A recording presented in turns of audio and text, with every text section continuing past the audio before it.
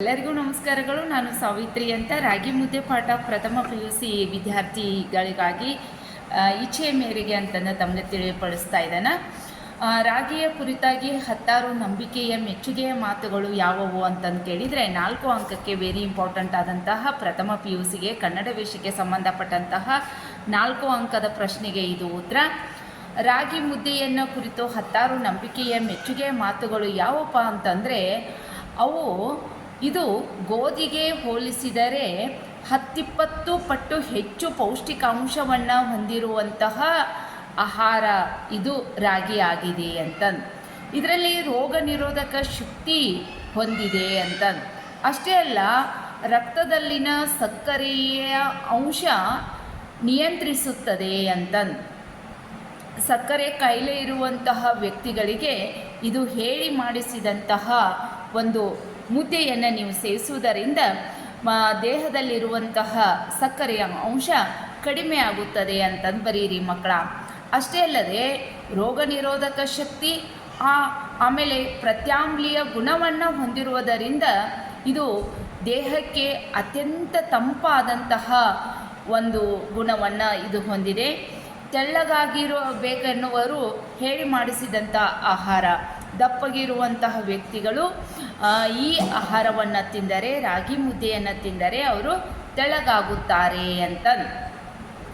ಇನ್ನು ಹೃದಯ ಹಾಗೂ ಕ್ಯಾನ್ಸರ್ ತಡೆಗಟ್ಟುವ ಔಷಧೀಯ ಗುಣಗಳನ್ನು ಇದು ಹೊಂದಿದೆ ಅಂತ ನೋಡಿ. ಹೃದಯಕ್ಕೆ ಸಂಬಂಧಪಟ್ಟಂತಹ ಆಮೇಲೆ ಕ್ಯಾನ್ಸರ್ಗೆ ಸಂಬಂಧಪಟ್ಟಂತಹ ಅನೇಕ ರೋಗಗಳನ್ನು ಈ ರಾಗಿ ಏನು ಮಾಡ್ತಾ ಇದೆ ಅಂದರೆ ನಿವಾರಿಸುತ್ತಾ ಇದೆ. ಅದಕ್ಕೇ ಹೇಳ್ತಾ ಇದ್ದಾರೆ ರಾಗಿ ತಿಂದವರಿಗೆ ರೋಗಾಣೆ ಇಲ್ಲ ಅಂತ. ಅದಕ್ಕಾಗಿ ರಾಗಿ 10-20 ಪಟ್ಟು ಹೆಚ್ಚು ಪೌಷ್ಟಿಕಾಂಶವನ್ನು ಹೊಂದಿದಂತಹ ಇದು. ಬಹಳಷ್ಟು ಹೇಳಿ ಮಾಡಿಸಿದಂತಹ ಮಕ್ಕಳಿಗೆ, ಚಿಕ್ಕ ಚಿಕ್ಕ ಮಕ್ಕಳಿಗೆ ಪೌಷ್ಟಿಕತೆಯನ್ನು ಇದು ಹೊಂದಿದೆ. ರಾಗಿ ಹಿಟ್ಟಿನ ಸೂಪ್ ಮಾಡ್ಬೋದು, ಚಕ್ಕುಲಿ ಮಾಡ್ಬೋದು, ದೋಸೆ ಮಾಡ್ಬೋದು, ರೊಟ್ಟಿ ಮಾಡ್ಬೋದು, ಸಂಡಿಗೆ ಮಾಡ್ಬೋದು, ಹಪ್ಪಳ ಮಾಡ್ಬೋದು. ಹೀಗೆ ವಿವಿಧ ರೀತಿಯಾದಂತಹ ರಾಗಿಯಿಂದ 16 ನಂಬಿಕೆಯ ಮೆಚ್ಚುಗೆಯ ಮಾತುಗಳನ್ನು ಇದು ಹೊಂದಿದೆ ಅಂತಂದು ನೀವು ಬರೀರಿ ಮಕ್ಕಳ. ಇನ್ನೊಂದು ಪ್ರಶ್ನೆ ಕೇಳ್ತಾ ಇದ್ದಾರೆ. ಇದರ ಎರಡನೇ ಪ್ರಶ್ನೆ, ಡಾಕ್ಟರ್ CH ಲಕ್ಷ್ಮಣಯ್ಯನವರ ರಾಗಿ ಸಂಶೋಧನೆ ಮತ್ತು ರಾಗಿ ಪ್ರೀತಿಯನ್ನು ವಿವರಿಸಿ ಅಂತಂದು. ಇದು 4 ಅಂಕದ ಪ್ರಶ್ನೆ. ಮೈಸೂರು ತಾಲೂಕಿನ ಹಾರೋಹಳ್ಳಿಯಲ್ಲಿ ಇರುವಂಥವರು ಇವರು ಯಾರಪ್ಪ ಅಂದರೆ CH ಲಕ್ಷ್ಮಣಯ್ಯನವರು. ರಾಗಿ ಲಕ್ಷ್ಮಣಯ್ಯನವರೇ ಎಂದೇ ಪ್ರಸಿದ್ಧರಾದಂಥವರು, ಹೆಸರುವಾಸಿಯಾದಂಥವರು.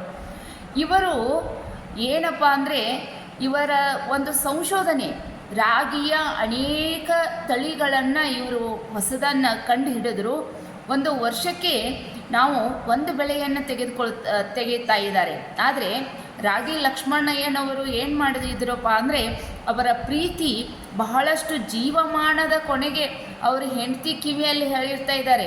ಏನಂತ ಹೇಳಿರ್ತಾರೆ, ನಾನು ಸತ್ತ ಮೇಲೆ ನನ್ನ ಶರೀರದ ಮೇಲೆ ಒಂದು ಮುಷ್ಟಿಗೆಯಷ್ಟು ರಾಗಿಯನ್ನು ನೀವು ಸುರಿಯಿರಿ ಅಂತಂದು ಹೇಳ್ತಾ ಇದ್ದಾರೆ.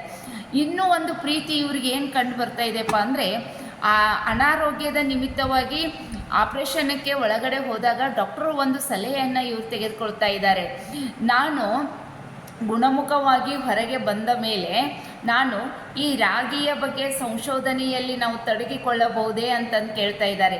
ನೋಡ್ರಿ, ರಾಗಿ ಲಕ್ಷ್ಮಣಯ್ಯನವರು ಭಾರತದಲ್ಲಿರುವಂತಹ ಅನೇಕ ರೀತಿಯಾದಂಥ ಹೊಸ ರಾಗಿಯ ಬೆಳೆಗಳನ್ನು ಯಾವ ರೀತಿಯಾಗಿ ಬೆಳಿಬೇಕು ಅನ್ನೋದನ್ನು ಅತ್ಯಂತ ಮಾರ್ಮಿಕವಾಗಿ ಕಂಡುಹಿಡಿದು ಅದನ್ನು ಸಂಶೋಧನೆ ಮಾಡಿದಂತಹ ವ್ಯಕ್ತಿ ಯಾರಪ್ಪ ಅಂದರೆ ರಾಗಿ ಲಕ್ಷ್ಮಣಯ್ಯನವರು. ಇವರ ಪ್ರೀತಿ ಬಹಳಷ್ಟು ನಾವು ರಾಗಿ ಹೆಸರು ಕೇಳಿದರೆ ರಾಗಿ ಲಕ್ಷ್ಮಣಯ್ಯನವರ ನೆನಪು ನಮಗೂ ಬರ್ತಾ ಇದೆ. ಅದಕ್ಕೆ ಇವೆರಡು ಪ್ರಶ್ನೆಗಳು ಇಂಪಾರ್ಟೆಂಟ್ ಇದ್ದಾವೆ ವಿದ್ಯಾರ್ಥಿನಿಯರೇ. ನೀವೆಲ್ಲರೂ ಇದನ್ನು ಮತ್ತೊಂದು ಸತಿ ಕೇಳಿ ಅದನ್ನು ರಾಗಿ ಕುರಿತಾಗಿ ಬರೆಯಿರಿ. ಈಗಂತೂ ಬೇಸಿಗೆ ಕಾಲ, ನೀವೆಲ್ಲ ಮನೆಯೊಳಗಿರ್ತೀರಿ, ಚೆನ್ನಾಗಿ ರಾಗಿ ಅಂಬಲಿಯನ್ನು ಕುಡಿಯಿರಿ ಅಂತಂದು ಹೇಳ್ತಾ ಎಲ್ಲ ವಿದ್ಯಾರ್ಥಿನಿಯರಿಗೂ ಶುಭವಾಗಲಿ. ನಮಸ್ಕಾರಗಳು.